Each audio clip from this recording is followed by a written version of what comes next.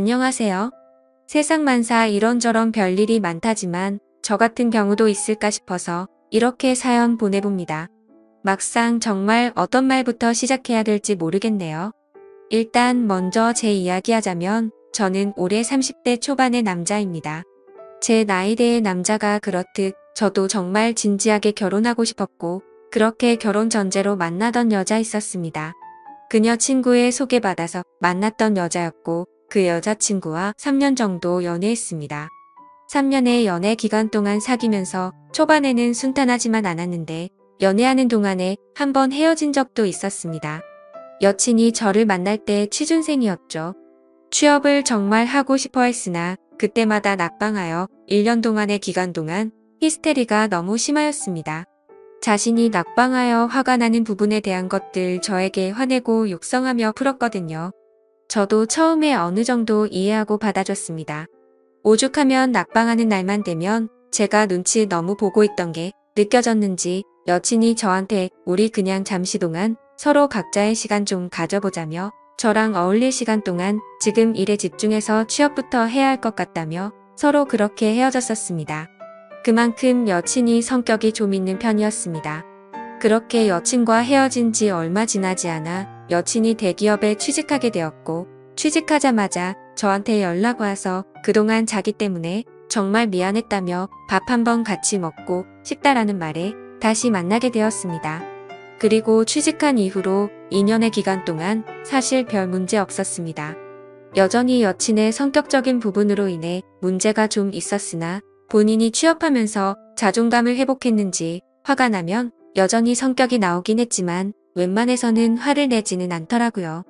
저희의 연애는 20대 후반부터 시작해서 30대로 이어지자 양가 부모님께서도 이제 다 알고 계셨고 슬슬 여친 집에서 결혼할 나이인데 왜 인사 오지 않느냐며 말하셨다고 하더군요.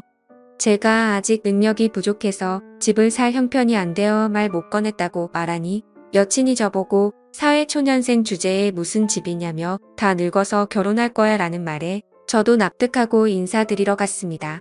그런데 처음 보자마자 장인어른은 자신의 재산은 다 필요가 없다며 무남동녀 외동딸이라 어차피 줄 데가 없으니 결혼할 때 작가로 가지고 있는 아파트가 있는데 거기서 일단 살라고 하시더군요. 장인어른은 대기업 회사원으로서 일하시다 은퇴하시고 고문으로 일하고 계신다고 들었습니다. 재산이 그렇게 막 부자까지 아니더라도 집은 2채 정도 가지고 계신다고 하더군요. 그리고 장모님은 평생을 전업주부로 사셨다고 들었습니다. 사실 저희 집 형편은 아내 집에 비해서 그렇게 넉넉한 편이 아니라서 제가 결혼하는 비용도 겨우 마련할 정도였죠. 집에 손을 벌리거나 그런 기대는 할 수조차 없었거든요. 아버지께서 하시던 일이 잘 안 되셔서 빚만 내셨고 제가 월급 받은 돈으로라도 도와드리려고 하자 이 돈마저 주면 너는 결혼 어떻게 할 거냐며 오히려 부모인 내가 도와주지는 못해도 너 돈만큼은 너가 결혼하는데 쓸 수 있도록 모으라며 말하셨습니다. 그렇게 모은 돈 1억에 아버지가 그래도 결혼한다고 모으신 돈 3천만 원 주셨습니다. 그렇게 저희는 결혼을 하기로 했습니다. 결혼이 생각보다 참 복잡하고 힘들더군요.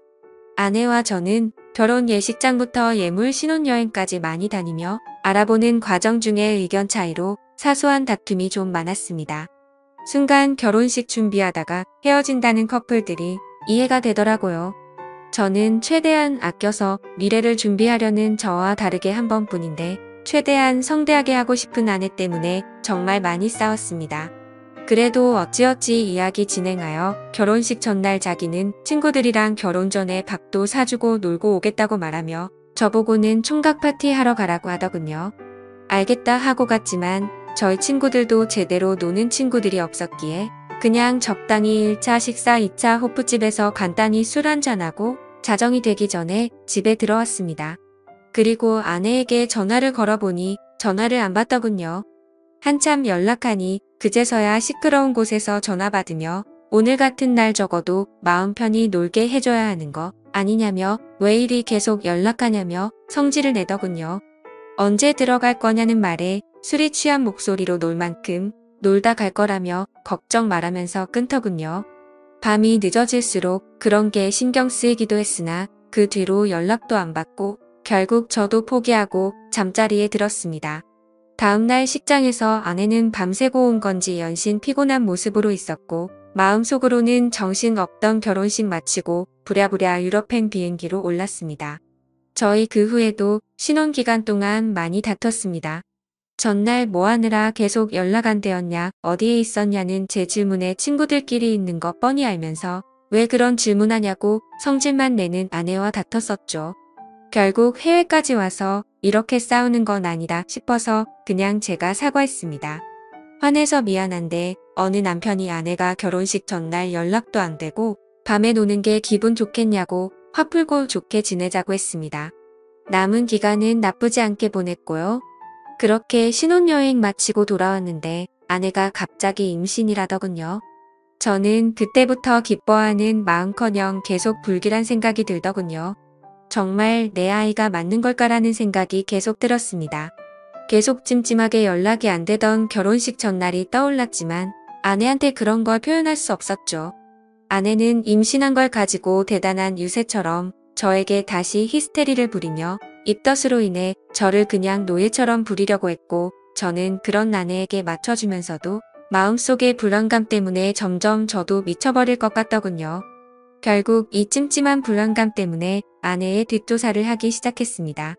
아내는 자기 자신의 영역에 대해서 철두철미한 스타일입니다.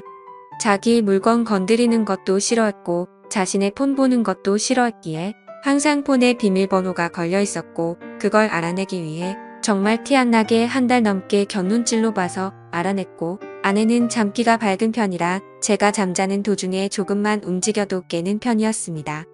의심도 많아서 제가 자기를 의심하는 걸 눈치채기라도 해서 만약 제 불안한 생각이 틀렸을 때는 엄청 난리칠게 안 봐도 뻔히 보였던 터라 저는 더욱 조심스러웠지만 다른 것도 아니고 임신에 관해서는 필히 확인해보고 싶었습니다. 그래서 기회를 노리고 있었는데 아내가 주말 점심시간쯤 낮잠을 잔다며 방에 들어갔는데 피곤했는지 휴대폰을 거실 소파에 그대로 놔두고 정신없이 들어가더군요. 그렇게 아내가 잠자는 동안 핸드폰을 열어볼 수 있게 되었습니다. 정말 무슨 첩보 영화 남자 주인공처럼요. 이렇게 열어본 휴대폰 하나하나 카톡에 있는 대화를 보는데 저는 제발 제 불안한 생각이 간절하게 틀리길 바랐었습니다. 카톡 대화 내용을 살펴보니 아내의 전남친과 대화한 내용이 있었고 둘의 대화 내용에는 전남친이 말하길 어제 오랜만에 좋았다고 결혼식은 잘했냐? 며 대화를 나누다가 아내가 갑자기 임신 이야기를 전남친에게 말하자 전남친은 말하길 그거 혹시 내 아이 아니지? 라고 남겨져 있더군요. 아내는 그 말에 몰라? 설령 네 아이가 맞더라도 아이 낳으면 지금 신랑 아이지라며 제 이름을 적어놨더군요. 전남친은 당황했는지 네가 안전하다고 했잖아라는 말에 답변에 안전하겠지. 누구인지 티 안 나잖아. 꽤 스릴 있다며라고 대화를 주고받았습니다. 그 이후로도 주기적으로 한 번씩 만났는지 오늘 볼래? 어디 모텔에 먼저 가 있어? 등의 대화들이 남겨져 있었습니다. 순간 저는 정말 배신감과 분노에 온몸이 떨려왔고 저는 그걸 다 보고 나서 들은 생각은 저 아이가 그냥 제 아이가 아니었으면 하는 마음이었습니다. 그렇게 아내의 대화 내역들 전부 제 핸드폰으로 다 캡처했으며 일단 아무 일 없는 듯이 놔둔 채로 변호사님을 찾아갔습니다. 변호사님께 상황에 대한 이야기를 말씀드리고 상담을 받아보니 이 정도 증거를 확보하셨으면 이혼 사유로 충분히 해당된다고 합니다. 그리고 증거는 많을수록 좋으니 지금보다 더 구할 수 있으면 최대한 구해놓으라고 하시네요. 그렇게 지옥 같은 시간을 감내하며 한동안 증거들을 모은 다음 장인어른 집에 가게 된 날 다 터뜨려 버렸습니다. 아내의 대화 내역부터 시작해서 바람피는 상대의 사진을 들이밀며 저는 말했습니다. 장인어른과 장모님도 아시는 이 사람이랑 바람을 피웠고 뱃속의 아이도 제 아이가 아닐 수도 있다고요. 제 말을 믿지 못한 장인어른과 장모님에게 저는 증거물을 보여드렸고 제가 보여준 사진들을 보면서 어쩔 줄 몰라 하시더군요. 그리고 옆을 쳐다보니 아내는 부끄러운지 얼굴이 시뻘개져서 저한테 달려들며 욕하며 제 폰을 뺏으려 했습니다. 저는 그 와중에도 이 여자랑 못 살겠다고 그리고 이런 여자가 뻔뻔하게 당당하게 사는 것도 아니라고 본다고 이미 이 여자 회사 팀장과 동료들에게 메일로 모든 자료들까지 다 돌렸다고 말했습니다. 그러자 아내는 적반하장 저한테 오히려 고소한다길래 어디 한번 고소해보라고 했습니다. 그리고 너같이 더러운 여자가 이 세상에서 뻔뻔하게 사는 건 절대 용납 못한다고 했습니다. 장인어른이 그래서 이렇게까지 상황을 벌린 건 이혼하고 싶다는 거냐고 묻길래 장인어른 같으면 저 뱃속의 자식이 내 아이인지 아닌지도 모르는 자식 키우면서 히스테리나 부리는 여자 데리고 살 자신 있냐고 되물었습니다. 아무 말도 못하고 있는 장인어른에게 저는 말했습니다. 장인어른의 따님이 전 남친과 나눴던 카톡 대화 내역 다시 떠올려 보세요. 저는 그 카톡의 더러운 대화 내역들 생각만 해도 아주 치가 떨립니다. 그리고 그 대화 내역 증거 모으는 동안 피를 토하는 심정으로 참았었고요. 장인은 미안하다며 저에게 할 말이 없다고 하더군요. 그렇게 장인어른 집에서 나와 집으로 돌아오는데 눈물이 계속 흘러내렸습니다.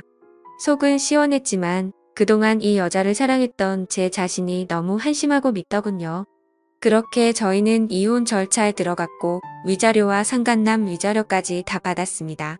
그 여자 다니던 회사 자기 손으로 자진해서 나갔다고 하더군요.